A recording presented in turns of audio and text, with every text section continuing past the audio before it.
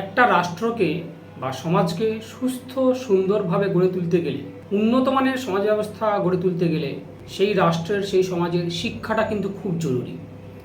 উন্নত মানের শিক্ষা ব্যবস্থা এবং সবার জন্য শিক্ষা, এটা কিন্তু মূল লক্ষ্য, আদর্শ হওয়া উচিত। কিন্তু বর্তমানে আমাদের দেশের শিক্ষা ব্যবস্থা, জাতীয় শিক্ষা ব্যবস্থা কিন্তু এক ধ্বংসের পথে এগিয়ে চলেছে। আমাদের ভারতবর্ষের জাতীয় শিক্ষা ব্যবস্থা বর্তমানে গলিত পচিত শবের উপর দণ্ডায়মান, কঙ্কালসার চেহারায়, যার অন্তর্জলী যাত্রা শুরু হয়ে গিয়েছে। একটা রাষ্ট্রের একটা আদর্শ শিক্ষা নীতি, শিক্ষা ব্যবস্থা নেই। শিক্ষাক্ষেত্রে এত যে ব্যাপক কেলেঙ্কারি, দুর্নীতি অন্য কোনো রাষ্ট্রে আছে কিনা সন্দেহ। 2024 থেকে 2026 পর্যন্ত একাধিক স্টুডেন্টের যে ইভ্যালুয়েশন হয়, সেই ইভ্যালুয়েশন বা মূল্যায়নের ক্ষেত্রে দেখা যাচ্ছে ব্যাপক গলদ, ফাঁক ফোকর, দুর্নীতি। এটা কিন্তু উচিত নয়। 2024 থেকে 2026 পর্যন্ত হিউজ পরীক্ষার কিন্তু প্রশ্নপত্র ফাঁস হয়ে যাচ্ছে, উত্তরপত্র লিক হয়ে যাচ্ছে। এটা কি একটা দেশের জাতীয় শিক্ষা ব্যবস্থা হওয়া উচিত? প্রথমে নিট ইউজি প্রশ্নপত্র কেলেঙ্কারি, প্রশ্নপত্র লিক হয়ে গেল। তারপর ঘটে গেল সিবিএসইর রেজাল্টে ব্যাপক কেলেঙ্কারি। তারপর ধীরে ধীরে একে একে চলে এলো ব্যাপক পরিমাণে একাধিক প্রশ্নপত্র ফাঁসের গল্প। শিক্ষাক্ষেত্রে কতগুলো দুর্নীতি কেলেঙ্কারি হয়েছে আমি বলছি, শুনে নাও।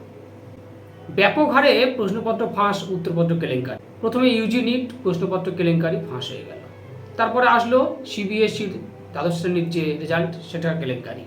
তারপরে group D, SSC group D, CUET UG, JEE advance এবং রিনিট নিয়েও উঠে গেল একাধিক প্রশ্ন। এসএসসি গ্রুপ ডিতে দেখা যায় কোনো পরীক্ষা কেন্দ্রে পরীক্ষার্থীর তুলনায় কম্পিউটার সংখ্যা নগণ্য, কোথাও বসারও জায়গা নেই। যদি গল্প করা যায় শেষ হবে না। একাধিক ক্ষেত্রে দেখা গেল শিক্ষাক্ষেত্রে দুর্নীতি, কেলেঙ্কারি। এর সদুত্তর কোথায়? ছাত্রছাত্রীরা যাবে কোথায়?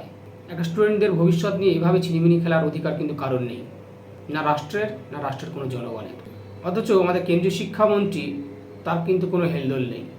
তার তো উচিত পদত্যাগ করা, তিনি কিন্তু সেটাও করলেন না। বারবার এমন কেন ঘটবে? 2024 থেকে 2026 পর্যন্ত প্রায় 70টার মতো প্রশ্নপত্র লিক, ফাঁস হয়েছে। কেলেঙ্কারি শিক্ষাক্ষেত্রে এত পরিমাণে হয়েছে।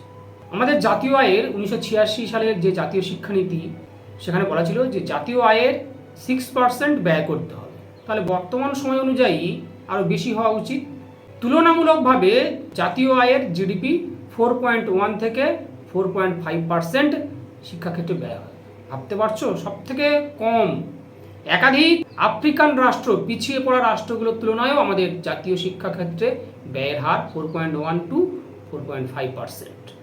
এটা অন্তত হওয়া উচিত ছিল 10%। জাতীয় আয়ের 10% ব্যয় করা উচিত ছিল কিন্তু শিক্ষাক্ষেত্রে।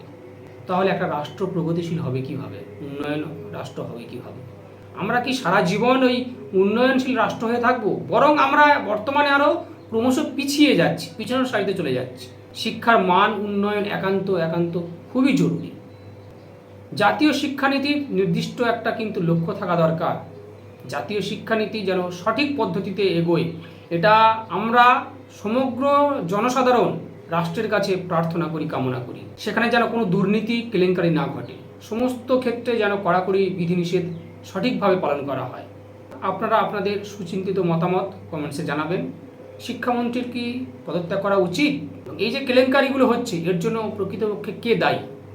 অবশ্যই কমেন্টসে মতামতটা জানাবেন সবাই।